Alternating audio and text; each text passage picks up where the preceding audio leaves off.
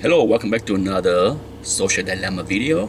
It is a little bit chilly out there today. It is probably in the mid 50s. That's why I'm sitting in the car with the heat on. So pardon the noise you hear of the engine. As you see in the title of this video, voting based on hate and fear. The past election is the most obvious example of this. Okay, this country is very divided. A lot of angry people from both sides. First up, I'm neither supporter of either party. Okay, I'm not a fan of either parties. But I know a lot of people that voted based on fear and hate, and often, as many past elections have shown, very little was achieved as far as result, policy changes, things that can improve us in general. Okay? Politicians promise many things and use a lot of tactics, fear tactics, to get you to vote for them, and hate tactics, okay, because they love to highlight the flaws of the other sides. That's common. Okay, down here in Florida, just about every elections at every level, right, I heard politicians pander to the older population because Florida have a lot of retirees, right, and the hot topic, the fear button, is what? Social Security and Medicare and Medicaid, all that. Okay, they use those topics and try to use it as a tool to sway all the voters to vote for them, because we are not gonna touch Social Security. We're gonna assure nothing's gonna happen to the system, regardless if you have heard that it's bankrupt, it's gonna run out of money. Have no fear, vote for me, and I will protect your Social Security and your Medicare and your Medicaid, you name it. Okay, nothing will ever happen to the Social Security. Nothing. No matter how broke the system is, do you think this country is going to stop paying Social Security in 3 years, in 5 years, in a decade? I have heard this fear tactic for 20 plus years. It is a broken system, but that's for another video where I will talk more about why the Social Security system is broken. But you think this country is not going to print more money whenever it's needed to write the check? If it doesn't, if for whatever crazy scenario that you want to think about, that this country decided, guess what? We're gonna stop paying Social Security because we are broke and we cannot pay anymore. How would that come across? Do you think it's not gonna be a revolt? Seriously, a revolt, violent in every state. How many taxpayer, young or old, are going to be happy hearing that? Guess what? It doesn't matter how much you put in, how much you paid in taxes in the past 10, 5, 20, 30 years. It's broken. We are broke. We're not paying anymore.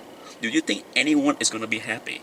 Do you think any politicians have the stomach to put up with that?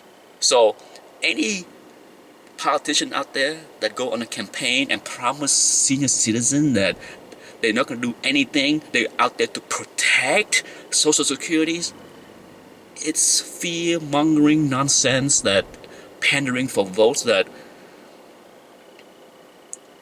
people buy. Okay, this is the problem. People buy into the fear and hate. Politicians focus on issues that they know they can deliver because they don't have to do anything. They also throw out a lot of promises on things that they want to fight for that they know can't get done. But when it comes down to many issues that they can get done and they like to brag about, it's a done deal already. Nothing's gonna happen to the system. Okay, but too many of us have fallen into voting on fear and hate. This is not new. Okay, it's just more apparent this past 2 election cycle. But because we are doing this, because so many people vote based on fear and hate, most don't care about the issues, or don't care enough about the issues, because once election is over, even now, many months later, when many things are not solved, many promises broken from all the campaigns that we have seen before the elections, are we gonna vote again for our party because of fear and hate of the other side? Yeah, that's how things are done in this country. That's why the status quo is nearly impossible to break. Okay, we are locked in general. Many people are locked in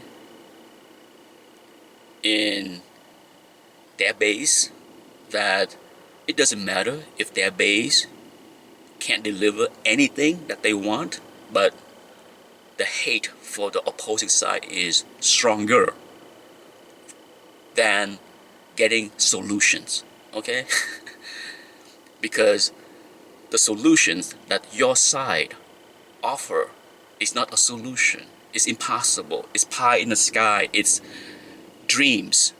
Okay, this is what happened in this country too often now, that I am old enough to go through enough cycles of election to see politicians promise pipe dreams, point out the flaws of the other side, use fear and hate to get votes for themselves, and then once they get there, they don't have to deliver anything, and they haven't delivered much of anything but gridlock and status quo, and people are okay with that. That's why people keep revoting many people back in the office, regardless if they got nothing. What mattered to too many people is, I care more about my side winning. Even though it's a hollow victory for me, I get nothing, no benefit, nothing solved, none of my issues addressed or fixed, but my side win. This is a social dilemma that is very hard for me to sit on the sideline and watch every election cycle, because I saw so many promises, so many things that come out of every candidate's mouth that sound good to the ears, but at the same time, I know, you know, nothing has been done. So I don't have an answer to address people that vote solely based on hate and fear.